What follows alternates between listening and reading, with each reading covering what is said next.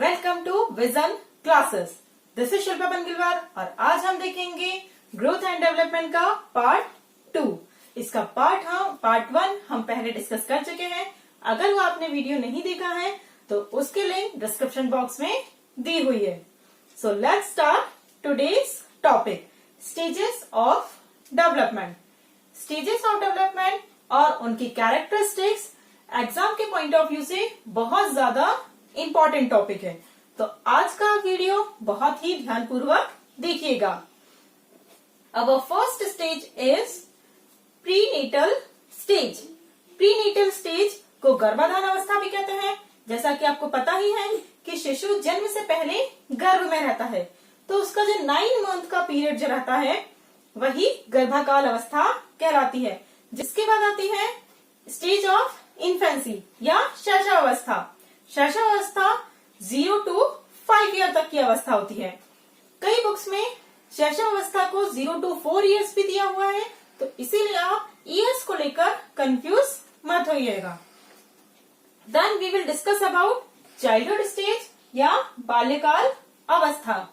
अब बाल्यकाल अवस्था को भी 2 भागों में डिवाइड किया गया है, एक पूर्व बाल्यावस्था और एक पश्च बाल्यावस्था। पूर्व बाल्यावस्था या प्री चाइल्डहुड होती है 5 to 7 इयर्स और पश्च बाल्यावस्था होती है 7 to 12 इयर्स। एजुकेशन के पॉइंट ऑफ व्यू से या लर्निंग के पॉइंट ऑफ व्यू से ये बच्चे के विकास की सबसे ज्यादा इंपॉर्टेंट स्टेज होती है। और अगर आप एमपी टेट की बात करेंगे तो एमपी टेट के ग्रेड 3 में सबसे ज्यादा क्वेश्चन चाइल्डहुड स्टेज से ही आएंगे, तो इसीलिए इस स्टेज में के जितने भी विशेषता है वो आप बहुत ज्यादा इम्पोर्टेंट मार्क कर लीजिएगा। ओके, इसके बाद हम बात करेंगे स्टेज ऑफ एडोलेसेंट या किशोरावस्था की। किशोरावस्था होती है 13 से लेकर 16 वर्ष या 13 से 18 वर्ष। ये विकास की सबसे ज्यादा तूफानी अवस्था होती है, क्योंकि अगर आप अपने एडोलेसेंट पीरियड को याद करोगे तो आपको पता ही है कि इस स्टेज में सबसे ज्यादा फिजिकल और मेंटल चेंजेस होते हैं।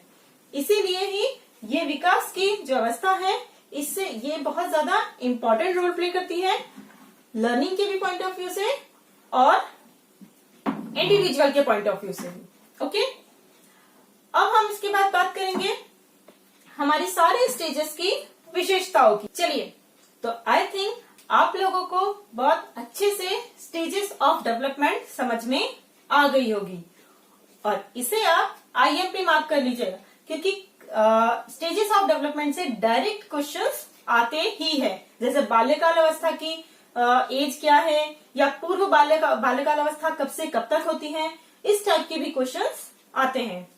चलिए, अब देखते हैं कि हमारी जो स्टेज ऑफ इन्फेंसी है उसके क्या विशेषताएं हैं और उनसे रिलेटेड कैसे क्वेश्चंस हमारे एग्जाम में आते हैं। So let's have a look. First characteristic is rapidity in physical growth. Rapidity in physical growth मतलब कि शारीरिक विकास इस अवस्था में स्टेज ऑफ इन्फेंसी में सबसे ज्यादा तेज होता है। ये आप लोगों ने बहुत सुना ही होगा, है ना, कि जो छोटे बच्चे रहते हैं उनके कपड़े बहुत जल्दी छोटे हो जाते हैं, है ना, शूज छोटे हो जाते हैं। क्यों? क्योंकि उनकी लंबाई, वजन बहुत जल्दी, बहुत तीव्रता से बढ़ता है, इसीलिए। Then next characteristic is rapidity in mental growth. जैसे उनके फिजिकल ग्रोथ होती है वैसे ही उतनी ही तीव्रता से इस स्टेज में उनकी मेंटल ग्रोथ भी होती है। Mental growth in the sense कि आपको पता ही है कि जो छोटे बच्चे रहते हैं वो क्विक लर्न करते हैं। आपको पता भी नहीं चलेगा कि वो कोई कार्टून देख रहे हैं और उसके किस चीज को वो लोग कैच कर ले, है ना। तो मेंटल ग्रोथ भी बहुत तीव्रता से होती है उनमें। देन ये जो स्टेज रहती है इन्फेंसी स्टेज, वो एक इमेजिनेशन को लेकर आती है। मतलब इस स्टेज में बच्चा बहुत ज्यादा इमेजिनरी वर्ल्ड में रहता है। जैसे हम उन्हें जो भी चीजें दिखाते हैं, लाइक जो भी स्टोरीज आप सुनाते हो वो उन्हें सच लगती है। जितने भी वो कार्टून्स देखते हैं उन्हें ऐसा लगता है कि वो काल्पनिक नहीं, वो सत्य है। लाइक भीम, पोगो या जितने भी चीजें देखते हैं, वो शक्तिमान, बैटमैन, ये सब उनके लिए, ये सारे सुपर हीरोज उनके लिए रियल होते हैं, ना कि इमेजिनरी। इसीलिए मॉन्टेसरी पद्धति ने ये कहा है कि अगर आप इस स्टेज में बच्चे को जो स्टोरीज पढ़ाते हो तो वो ऐसी स्टोरीज पढ़ाई जाए जिनका सत्यता से कोई ना कोई नाता हो। उन्हें परियों की कहानी ना सुनाई जाए। मॉन्टेसरी पद्धति ने परियों की कहानियों को बिल्कुल मना किया है। क्यों? क्योंकि अगर बच्चा परियों की कहानी देखेगा तो वो परी बनने की कोशिश करेगा, लेकिन रियल वर्ल्ड में परी नहीं होती है ना, और न ही उसकी ताकतें होती है। इसकी जगह हम उन्हें रियल सुपर हीरोज की स्टोरी सुनाए, लाइक महात्मा गांधी, रानी लक्ष्मीबाई और शिवाजी महाराज, फिर भी अकबर बीरबल की कहानियां जो रियल है, जिनकी चतुराई और जिनकी वीरता के आज तक चर्चे हैं। तो उन स्टोरीज से बच्चे के व्यक्तित्व में भी वैसे ही चेंजेस आएंगे। अगर हम महात्मा गांधी की कहानियां उन्हें सुनाते हैं तो कहीं ना कहीं उनमें अहिंसावादिता, फिर सत्यता, ये सारी की सारी चीजें डेवलप होंगी। और मॉन्टेसरी पद्धति और किंडरगार्टन पद्धति प्री स्कूल में यूज होने वाली दो मेथड्स है। तो इनसे भी रिलेटेड क्वेश्चंस आते हैं कि प्री स्कूल में कौन सी पद्धति होती है। ओके, इसके बाद हम बात करेंगे नेक्स्ट कैरेक्टरिस्टिक्स की। तो बच्चे इस स्टेज में 0 to 5 इयर्स में बहुत ज्यादा रिपीट करते हैं, मतलब tendency of repetition. Tendency of repetition के कारण ही उनमें मेमोराइजेशन होता है। आप देखते हो कि जो वर्ड उन्हें नहीं आता है या आप जो शब्द उनके सामने बोलते हो वो उस चीज को बार बार रिपीट करते हैं, या कई बार गलत जगह पर भी उस वर्ड को यूज कर देते हैं, है ना। तो इससे क्या होता है, फिर हम उन्हें करेक्ट करते हैं तो इससे वो उस चीज को मेमोराइज कर लेते हैं। जैसे लाइक रिपीटेशन में ही उनमें टेंडेंसी ऑफ रिपीटेशन के कारण ही उनमें वोकैबुलरी इंक्रीज होती है। इसीलिए स्टेज में सबसे ज्यादा लैंग्वेज लर्निंग होती है। अगर बच्चे को इस स्टेज में जितनी ज्यादा भाषाएं हम सिखाएं तो वो उतनी ज्यादा भाषाओं का ज्ञान उसमें आता जाएगा। ओके, फिर नेक्स्ट कैरेक्टरिस्टिक्स है टेंडेंसी ऑफ क्यूरियसनेस। मतलब सबसे ज्यादा इस स्टेज में बच्चे क्यूरियस रहते हैं। इस स्टेज में जो बच्चे रहते हैं वो सबसे ज्यादा क्यूरियस होते हैं। उनके पास क्यों, कैसे, कब जैसे क्वेश्चंस का ढेर रहता है। हर बात में आप जो भी वो चीज उन्हें बताएंगे तो उनके पास एक क्यों क्वेश्चन रहता है ना। तो वो क्यों रहता है? क्योंकि उनमें जिज्ञासु प्रवृत्ति रहती है। और यही अगर आप लर्निंग में देखो तो हम उनकी क्यूरियोसिटी को जितना ज्यादा सेटिस्फाइड करते जाएंगे उनके पास और नए नए क्वेश्चंस आते जाएंगे। वही अगर हमने उनके जो क्वेश्चंस है उसे सेटिस्फाइड नहीं किया तो कहीं ना कहीं उनकी लर्निंग रुक जाएगी। तो इसीलिए बीइंग अ टीचर हमारा रोल क्या है कि बच्चे की जो क्यूरियोसिटी है उसे हम सेटिस्फाइड करते रहे और उनके सामने नई नई प्रॉब्लम्स दे ताकि वो और ज्यादा अपने दिमाग को ओपन अप करके नए क्वेश्चन रेज कर सके और प्रॉब्लम सॉल्विंग टेक्निक सीख सके। देन इसके बाद हम बात करते हैं डेवलपमेंट ऑफ सोशियबिलिटी की। डेवलपमेंट ऑफ सोशियबिलिटी मीन्स सामाजिक भावना का विकास।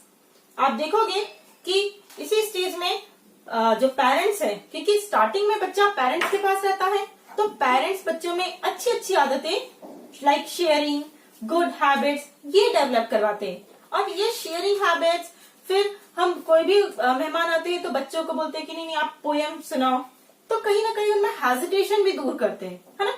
और जैसे जैसे बच्चा स्कूल जाने लगता है उसमें उसका फ्रेंड सर्कल बढ़ता है और यही फ्रेंड सर्कल उसके लिए एक समाज का काम करता है।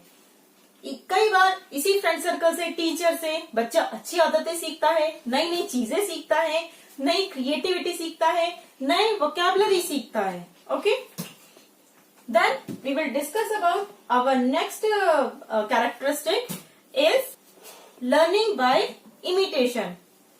आपने देखा होगा कि जितने भी जो छोटे बच्चे रहते हैं अगर हम उनसे पूछेंगे कि आप क्या बनना चाहते हो तो वो बहुत ही आइडियल इमेजेस रहती है उनके दिमाग में।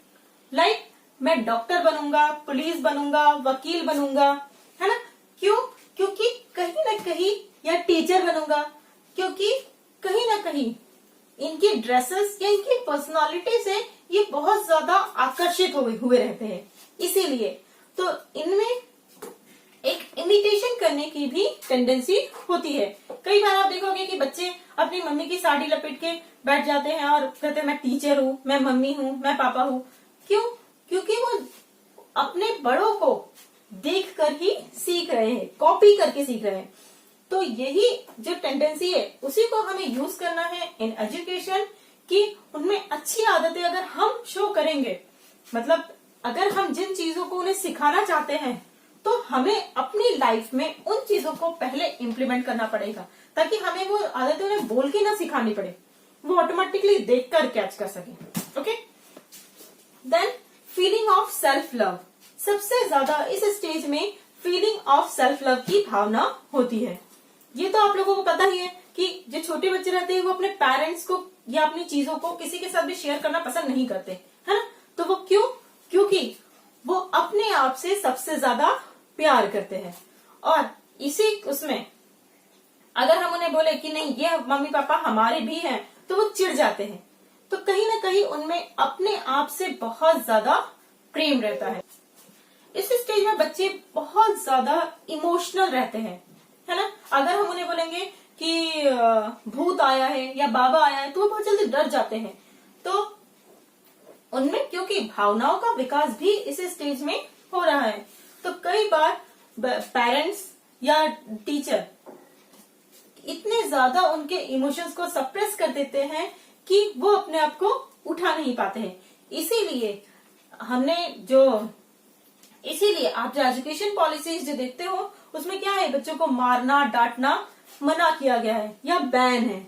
क्योंकि अगर हम बच्चों को इस स्टेज में मारेंगे या डांटेंगे तो कहीं ना कहीं उनके दिल पर बहुत ज्यादा इसका प्रभाव पड़ेगा, और हो सकता है कि वो आगे उस टीचर से कभी भी पढ़ना न चाहें, क्योंकि इस स्टेज में वो सबसे ज्यादा स्नेहपूर्ण व्यवहार या जो एक एफेक्शनेट बिहेवियर है वो चाहते हैं।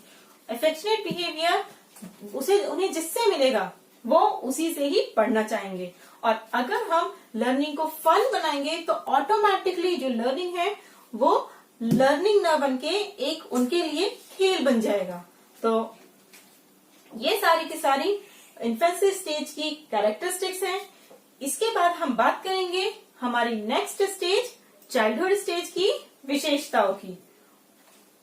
Thank you.